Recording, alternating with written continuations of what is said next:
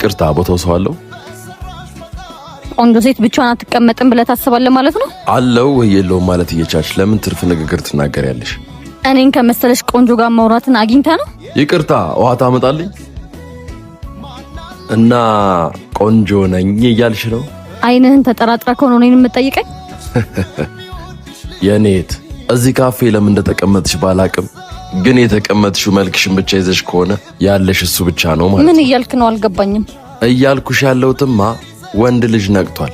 ከሴት ልጅ ውበትና ወጣትነቷን ብቻ ሳይሆን ስራና ጥንካሬዋን ማየት ጀምሯል።